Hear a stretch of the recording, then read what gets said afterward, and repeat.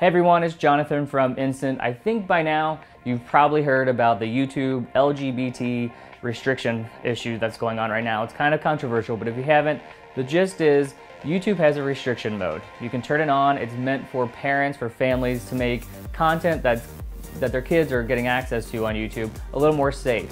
Violence, sexual content, they want that blocked out so their kids don't stumble upon it. What's happened in recent days is people have figured out, creators have figured out that LGBT themed entitled content is actually getting put into that restriction and it's getting pulled out when the restriction mode is on.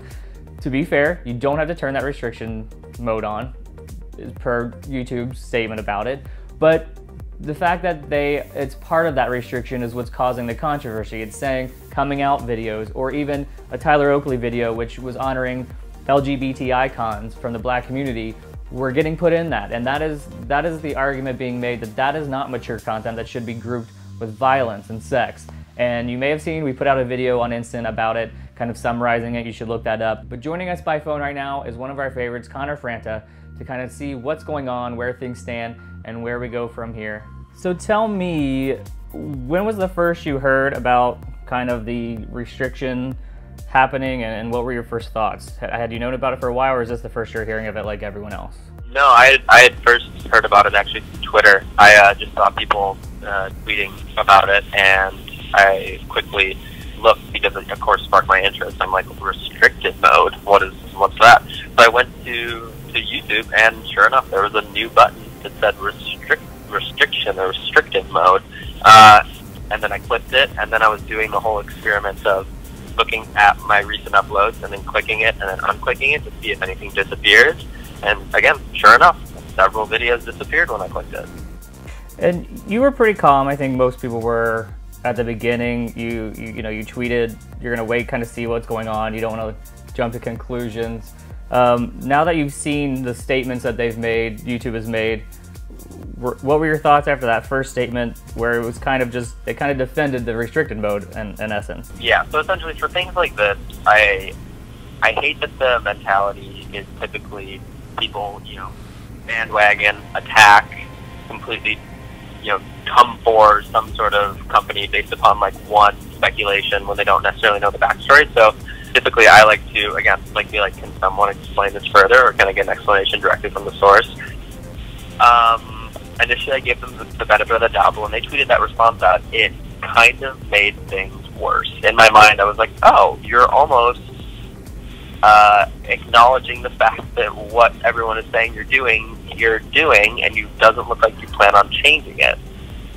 So that was an interesting thing to read. It wasn't what I thought I would read, and it wasn't what I wanted to hear. Yeah. Have you seen the second response? I have.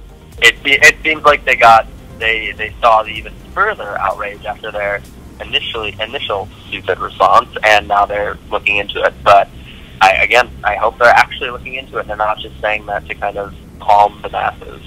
Well, and they also put out the blog about how it works, what they can do better. It even says we're sorry and we're going to fix it. So it seems like they are trying to push forward to make things right. Do you think this opens up kind of a bigger conversation? Because I know there were some, coming out videos that dropped off, and one of the debates we've had here is there a debate to be like, do families have the right to block this content because they think it's not mature enough for their children? Are we looking at a bigger conversation about that, or is this just black and white, it needs to be fixed? I mean, from my point of view, humanity is a spectrum. There are many different types of people, different races, different sexualities. And by saying that the LGBTQ+ community is something that needs restriction and is a sensitive topic that needs to be censored to people of certain ages, that to me seems incredibly offensive, incredibly archaic, and very dangerous in the process of educating the world on the spectrum of humanity. So to see that was kind of pushed aside it's frightening to me. So what can creators do? What can you guys do now as a community? Do we sit back and wait for YouTube, or is there more you guys can do to kind of keep the conversation going? Well, I think now that they responded with a more appropriate response, we don't just wait, but we do have to wait in a sense to see if anything does change. But in the meantime, like in any like in any normal day, keep the conversation going. Things like this do happen. We still live in a world full of bigotry, and this is just little things like this that just prove that, you know, ignorance does happen, or even just the fact that people think that it needs restricting. So keep the conversation going. Keep being vocal. Keep speaking up, and don't settle for something that isn't normal nor okay.